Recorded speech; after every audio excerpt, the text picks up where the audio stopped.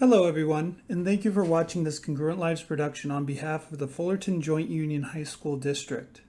Today we're going to be talking about relationship skills component of social and emotional learning, or SEL. Before we get started, let me put a name to the voice you're hearing. My name is Alex Felt. I'm a marriage and family therapist, and I currently work as a clinical director of the Student Supplemental Support Program at Congruent Lives, Inc. I'm very excited today to be able to teach you about relationship skills in your students and how you can encourage it. So let's get started. Very briefly, the Social Emotional Learning Model, or SEL, identifies 3 areas that can help integrate a student's emotional world into the classroom and improve overall student performance. Cognitive skills, which includes the ability to sustain attention and control impulses. Emotional skills, which include emotional knowledge and behavior regulation. And interpersonal skills, which involves the ability to understand social cues and resolve conflicts with peers. Relationship skills is a subset of interpersonal skills and allows the student to develop longer-lasting relationships and social supports. These students often come across as charismatic or social, but don't necessarily have to have a ton of friends or be the center of attention.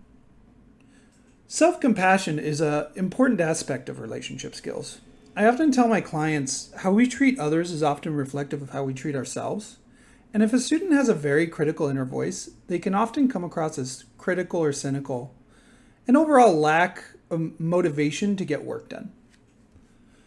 This can lead a student to feeling isolated or alone, and to be honest, they probably are.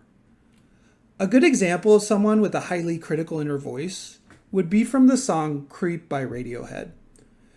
In it, the singer describes how they are a creep and a weirdo, and how they don't belong in the social world and they need to run from it.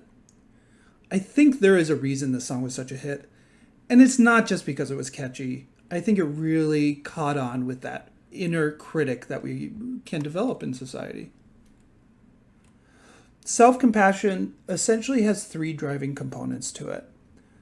The first and probably central characteristic is a gentle and understanding treatment of self. This can look like a student being kind to themselves if they got a bad grade, which is different at the end of the day than just blowing off the grade, as this is just treating oneself with kindness despite not exceeding their expectations, instead of just rejecting the test, rejecting the teacher, or rejecting the school. The second is recognizing that other people share a common humanity with the student. This means that the student doesn't feel isolated, and it's also recognizing that no human is perfect, and at the end of the day, we're all just trying to figure it out. So one mistake isn't the end of the world. Third is mindfulness, which is recognizing and accepting the balance of experience instead of trying to, for instance, avoid sadness and always be happy. This is important because self-compassion extends to one's ability to accept negative feelings like sadness and anger as normal parts of being human. Self-compassion can be a tricky concept to grasp, so it can be useful to imagine an example to further illustrate the concept. In this example, a student didn't do as well as they wanted on a history midterm. A student active in practicing self-compassion can view the struggle as part of a journey on the way to a better understanding themselves and the ways they can improve.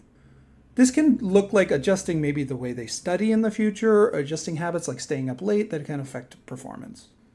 This student also doesn't find this event to be compelling evidence that they are deeply flawed, just more like a bump in the road, and that a grade on a test is not a way of determining their worth as a human being.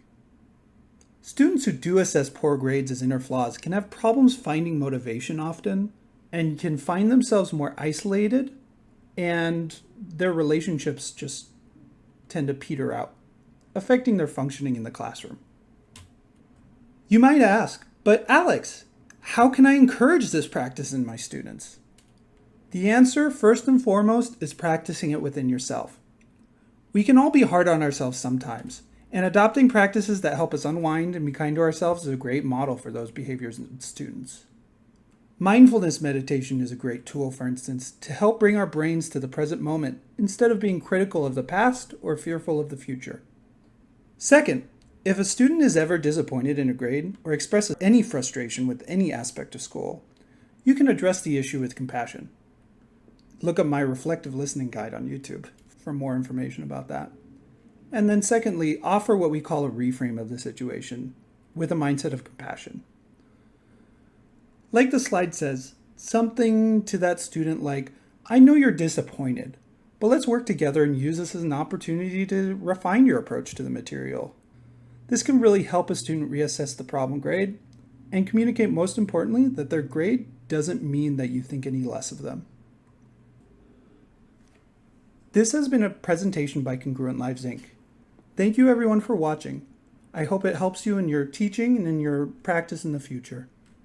If you would like to know any more, there's information and links in the description.